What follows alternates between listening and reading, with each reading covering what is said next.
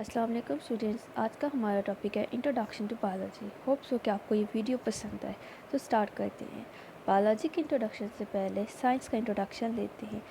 Science ऐसी study को कहते हैं जिसके अंदर ऑब्जर्वेशन, एक्सपेरिमेंट्स और लॉजिकल कंक्लूजन्स की जाती हैं ताकि हम नेचर में मौजूद डिफरेंट प्रिंसिपल्स को स्टडी कर सकें और उसके अंदर मौजूद डिफरेंट लाइफ्स के बारे में थोड़ा जान सकें। उसके बाद आते हैं हम बायोलॉजी पे। बायोलॉजी का इंट्रोडक्शन ये है कि बायोलॉजी एक साइंटिफिक स्टडी को कहते हैं लाइफ की। The scientific study of life is called biology. जो बायोलॉजी का वर्ड है वो ड्राइव किया गया है 2 ग्रीक वर्ड से।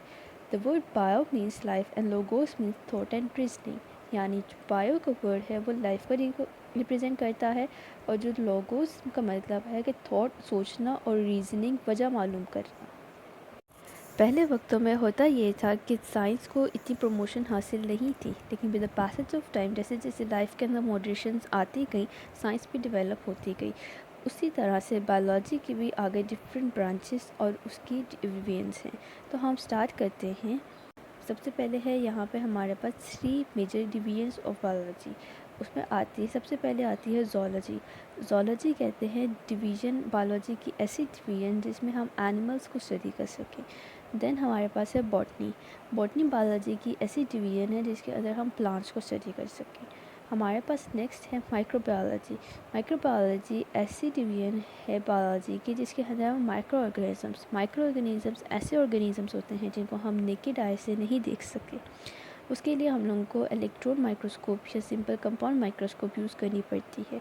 तो माइक्रोबायोलॉजी ऐसी डिवीजन है बायोलॉजी की जिसके अंदर हम माइक्रो ऑर्गेनिज़म्स जैसे बैक्टीरिया, वायरस वगैरह इसको स्टडी कर सकें। ये तो थी डिफरेंट और मेजर डिवीजन्स। उसके बाद आती हैं ब्रांचेस। ब्रांचेस के अंदर सबसे पहले हमारे पास है morphology. This branch deals with the study of form and structure of living organism. ये बायोलॉजी की ऐसी ब्रांच है जिसके अंदर हम लिविंग ऑर्गेनिज्म के फॉर्म और उसके स्ट्रक्चर्स को स्टडी कर सकते हैं।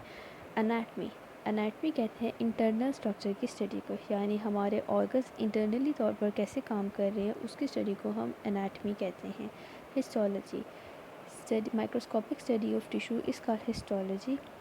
टिश्यू क्या होता है? Similar cells performing a similar function at a specific time form a tissue.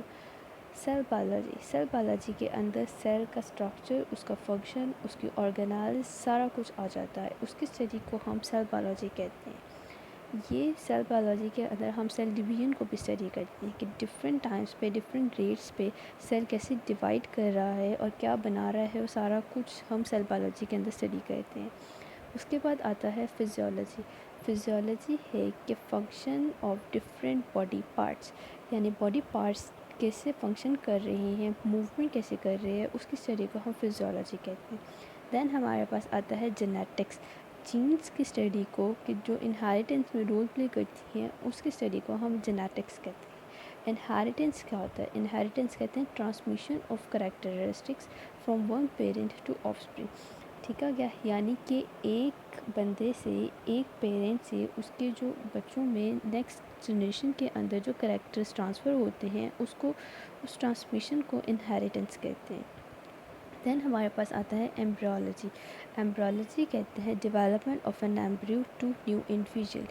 Embryo एक डेवलपमेंट स्टेज का एक इनिशियल स्टेज है डेवलपमेंट की, जिसके अंदर हम लोग इसकी डेवलपमेंट को स्टडी करते हैं। तो उस फील्ड को, उस ब्रांच को हम एम्ब्रियोलॉजी कहते हैं।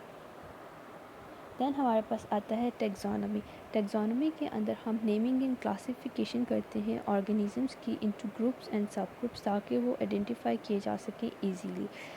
Palaeontology, study of fossils, remaining extinct organisms के जो फॉसिल्स हैं उनकी स्टडी को हम पैलेंटोलॉजी कहते हैं। एक्सटिंक्ट ऑर्गेनिजम्स ऐसे ऑर्गेनिजम्स होते हैं जिनका अब इस दुनिया में कोई वजूद बाकी नहीं रहा।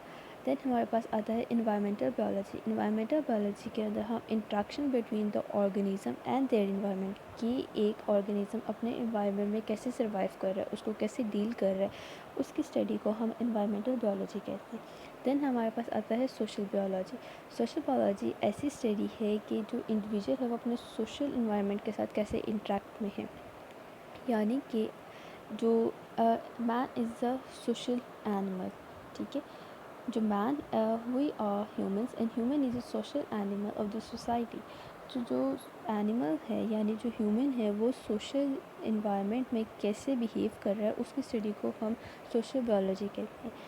Parasitology, the branch which deal with study of the parasite is called parasitology. Parasites क्या होते हैं? पैरासाइट्स ऐसे ऑर्गेनिज्म होते हैं जो हमारी बॉडी के अंदर और बाहर दोनों तरफ रहते हैं और इन रिटर्न वो हमेशा हार्मफुल ही अफेक्ट शो करते हैं बॉडी के ऊपर।